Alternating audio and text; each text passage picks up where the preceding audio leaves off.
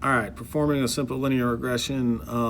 So you take a sample and it generates your X and your Y. You're comparing the temperature to the hot chocolate sold.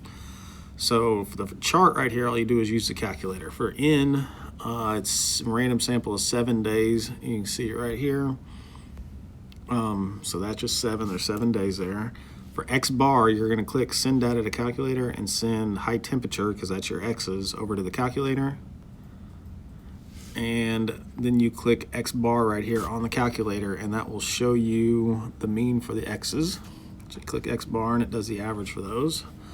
19.2857. And then you're going to clear that. Make sure you clear it, because you don't want that to get stuck in there. Then do the Y's, so the amount of chocolate sold. Oops. The amount of chocolate sold. And you're still going to use X bar, because that's just finding the mean. So I'm going to find the mean of the Y's. And I click equal there. So I get 9.8. Oh, whoops. Undo. 9.857. Okay. Now for the standard deviation, again, you're going to clear it, send the X's over there. So that's the temperature. Sorry. Click S of X right here. The S of X is the standard deviation, so that'll do the standard deviation of your X's. That is 11.7716.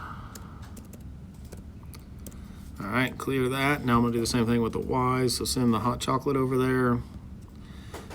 That's my Y's. Again, I'm going to hit S of X, even though it's an X. It's just finding the standard deviation. So I click standard deviation. Go type that in, 5.429. Okay. Now the last one is the sum of the product of XY. That is the last row. So I can click the XY down here, and it will do that. And the sum button is this one right here. So I can sum those, and that'll add all them up for me. So I get 990.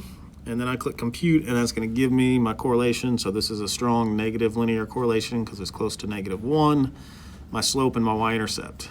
So for this, you do y equals mx plus b.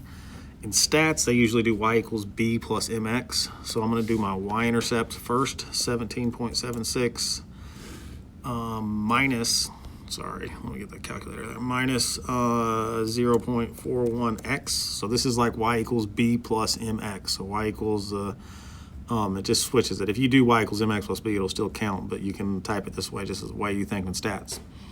All right, so the hard part is part C, where you got to come up with 2 points to be able to graph it.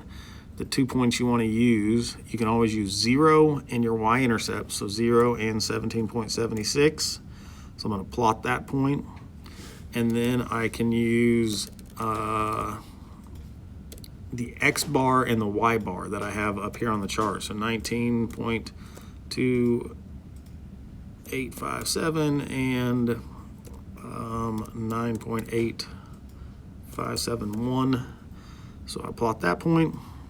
And now I have those 2 points on the graph, so I can click the line button and go set it on those X's. And if you did it right, your line will be right in the middle of those graphs. That's what the linear regression is the average of those points. So if you did it right, that line should be right in the middle.